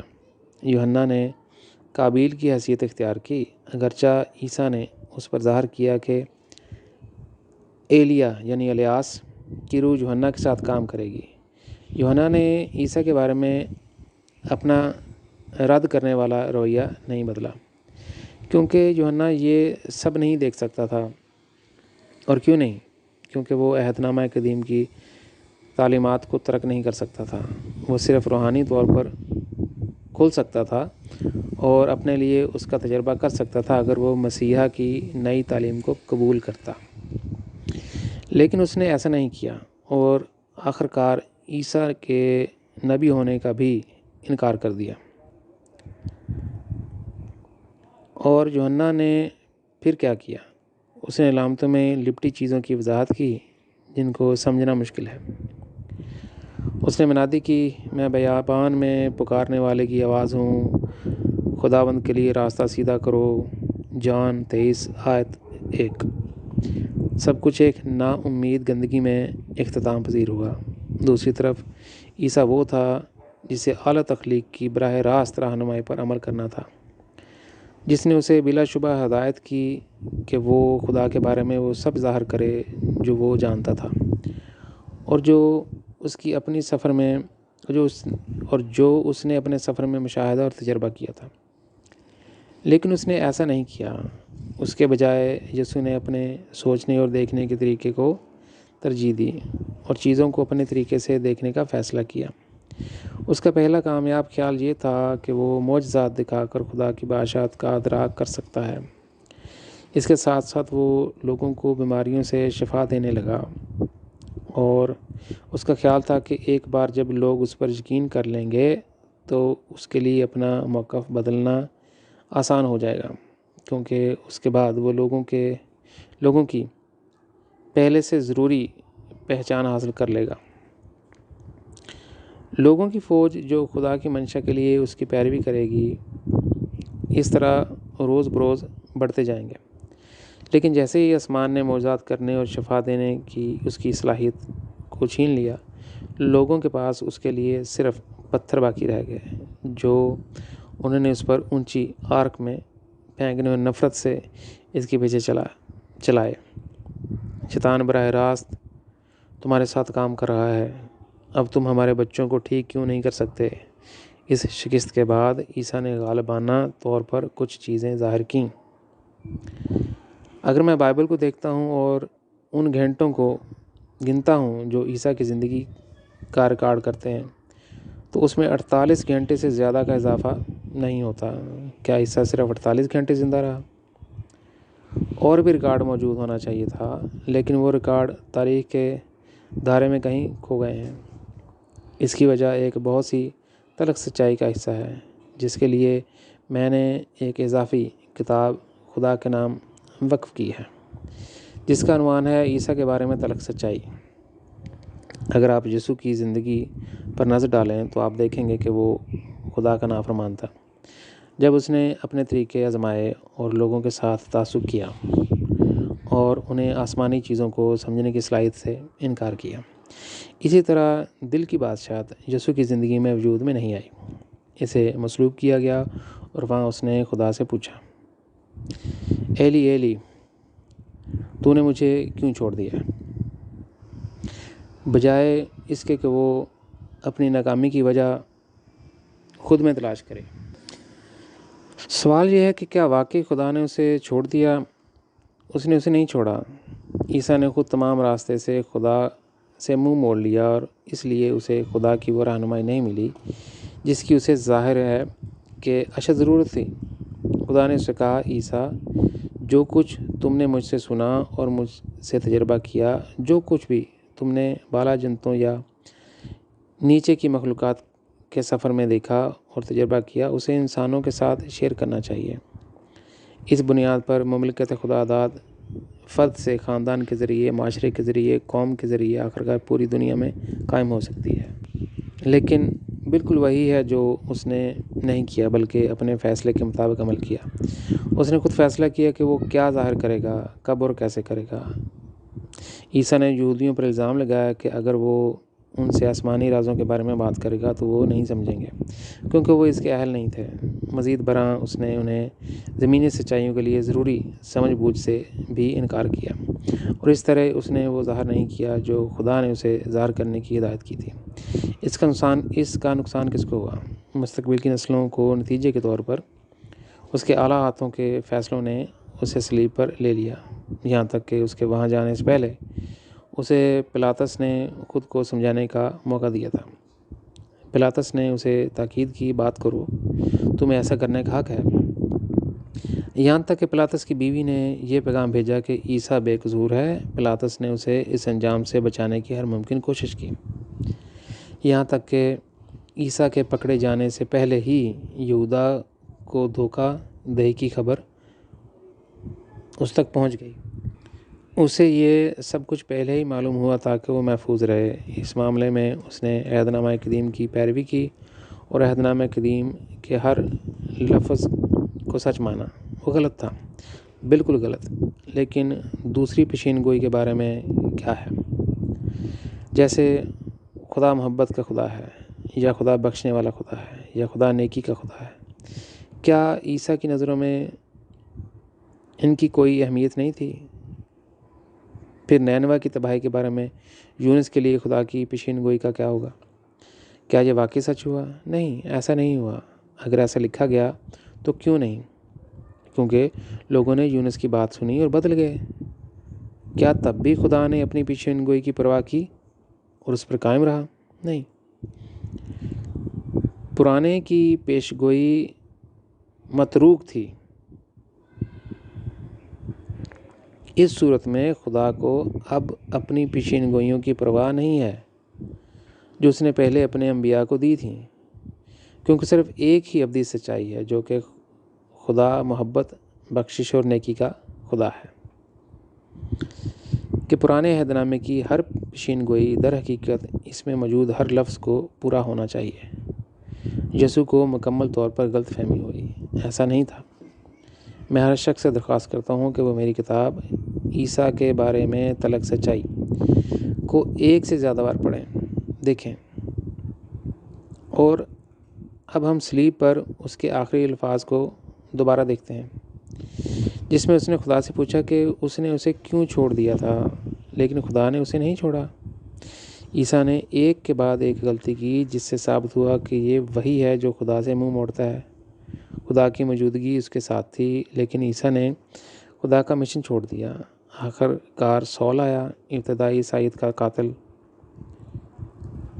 اس حقیقت سے قطع نظر کہ اصل مذہب بعد میں آیا، وہ بہت سارے عیسائیوں کا مجرم اور جلاد تھا جو عیسیٰ کے پیروکار تھے، اور وہ شخص جس نے عیسیٰ کو عدالت میں گھسیٹا اور اس کے خلاف مقدمے میں پیش ہوا، سول، خدا کی بادشاہت کی تباہی میں ملوث تھا۔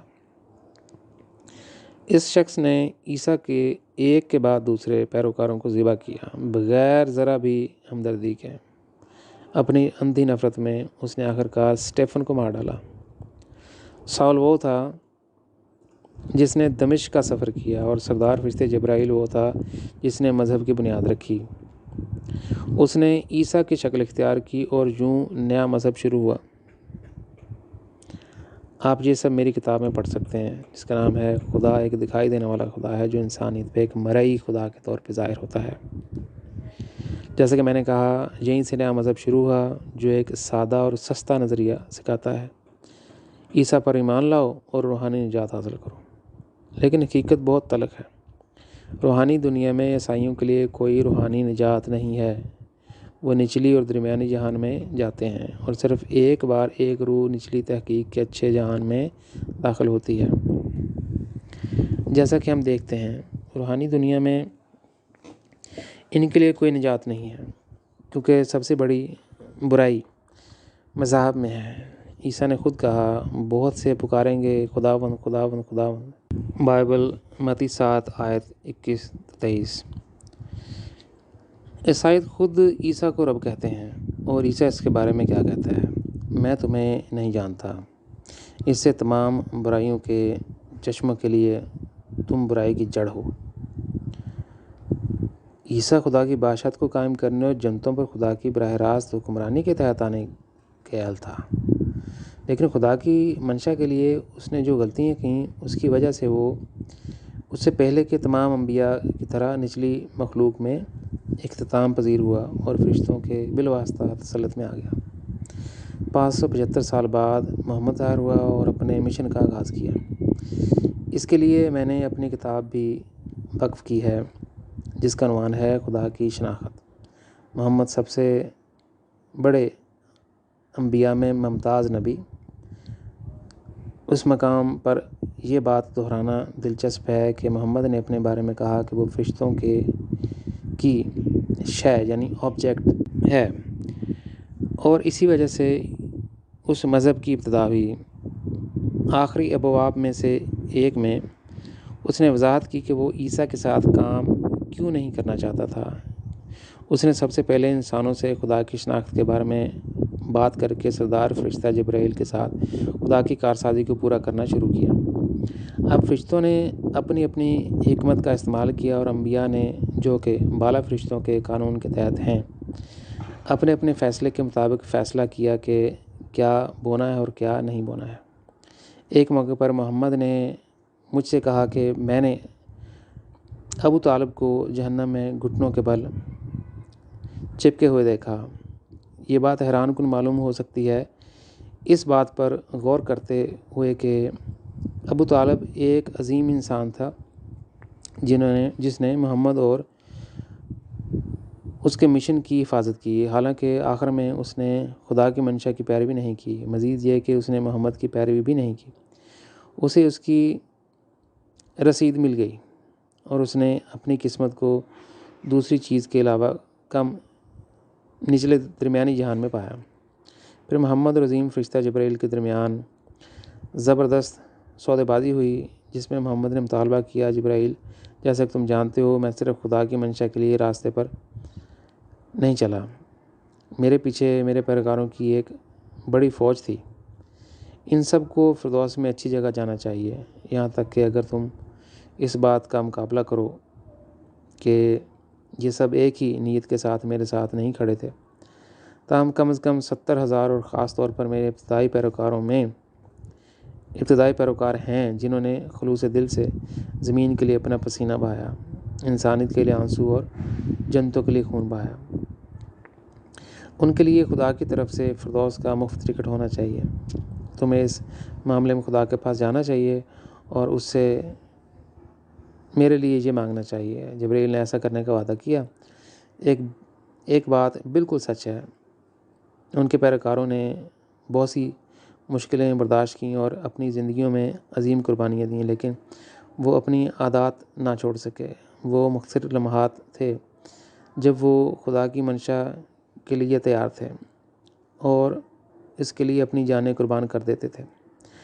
ان تمام 70,000 لوگوں کو، جن میں پہلے ابتدائی پیروکار بھی شامل تھے، جبرائیل نے محمد کے ساتھ اس کے سودے کے مطابق مشروط طور پر فردوس میں لایا تھا۔ لیکن آئیے پردے کے پیچھے دیکھتے ہیں کہ یہ حقیقت میں کیسے ہوا۔ ٹھیک ہے، فرشتوں کی دنیا ایک اعلیٰ ترین دائرہ ہے جہاں سچائی اپنی تکمیل پاتی ہے۔ فرشتوں کے نیچے فردوس کی تکمیل، نشوونما اور تکمیل کے مراحل کے فرشتوں کے بے شمار جہان ہیں۔ جب سردار جبرائیل فرشتوں کے دارالحکومت میں واپس آیا تو اس نے ایک طرح کا محتموم کا اجتماع بلایا اور وہاں موجود دیگر 12 ملین فرشتوں کے سامنے محمد کا مطالبہ پیش کیا۔ میں نے پہلے ہی دوسری کتابوں میں ذکر کیا ہے کہ ان 12 ملین سردار فرشتوں کا درجہ اور نور وہی ہے جیسا کہ سردار فرشتہ جبرائیل اور مائیکل اور اسی طرح کی پہچان سے لطف اندوز ہوتے ہیں۔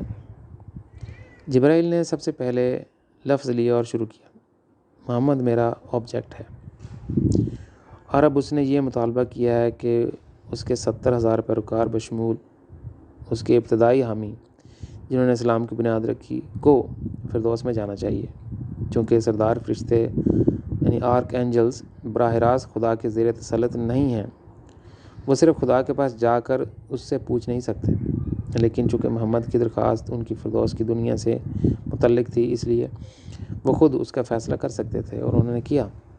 انہوں نے سردار فرشتے جبرائیل سے کہا، محمد سے کہو کہ وہ اپنے پیروکاروں کے لیے بلینک چیک حاصل کر لے۔ سردار فرشتہ جبرائیل پھر محمد کے پاس آیا اور اسے بتایا کہ اس نے خدا سے پوچھا ہے اور اس کا مطالبہ منظور کیا جائے گا، لیکن یہ صرف آدھا سچ ہے۔ موت کے بعد کی زندگی میں محمد کے پیروکار واقعی روحانی مخلوق کے طور پر فردوس میں داخل ہوئے، لیکن صرف ایک دن بعد انہیں نیچے جانا پڑا کیونکہ وہ اپنے آپ کو فردوس کے نظام میں ضم نہ کر سکے۔ اس قسم کی کارروائی سردار فرشتوں کے اندر واقع ہوئی ہے۔